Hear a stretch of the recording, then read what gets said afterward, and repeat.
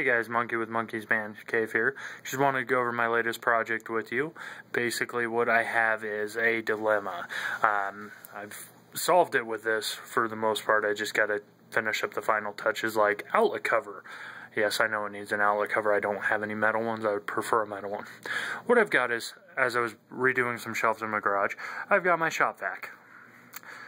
Great place to have it, off the floor. Downside to it, I can't reach the power button without my ladder. So what I've come up with is actually a pretty nifty solution in my opinion.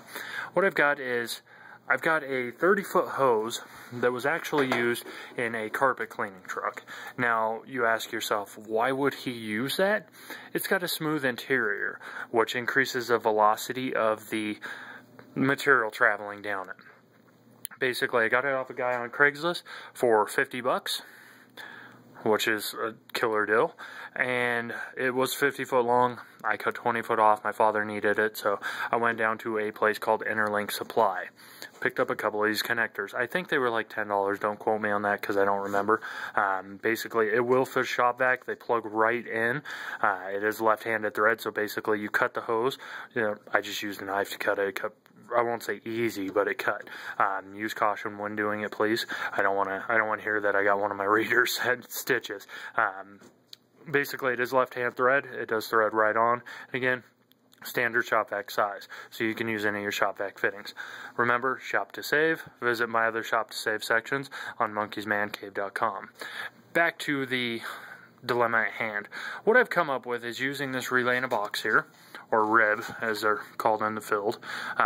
You'll see there's kind of the wiring diagram.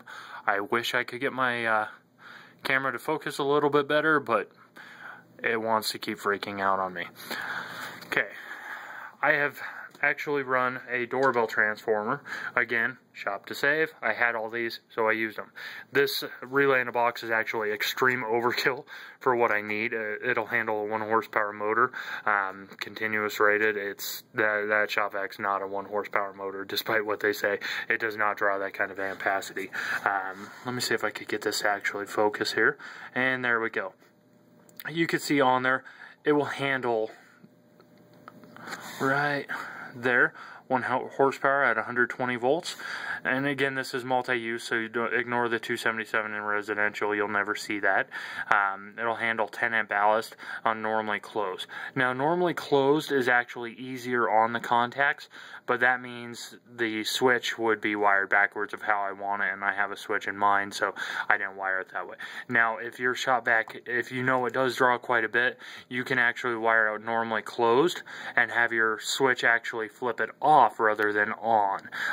It will increase the life length of the switch also, but it's kind of one of those things that I use what I have and what I like.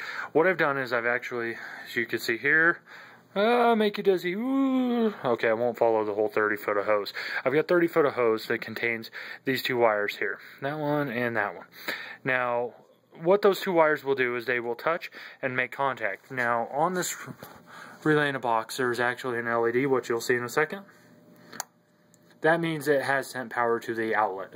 Now, if you wire it normally closed, that would be on, then it would shut off. So just keep that in mind. If you do wire it and that light comes on before you touch those wires, it is in the normally closed position. So you've either wired it wrong or you've wired it right, depending on what you want to do. Basically, again, you could see with these 2 wires, no sparking, anything like that, because it is low voltage. I'm not scared to, you know, you won't get zapped.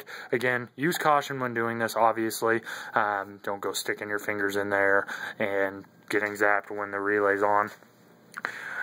By doing any of this, again, as I always have to say, you waive any liability from myself, Monkey, or Monkey's Man Cave.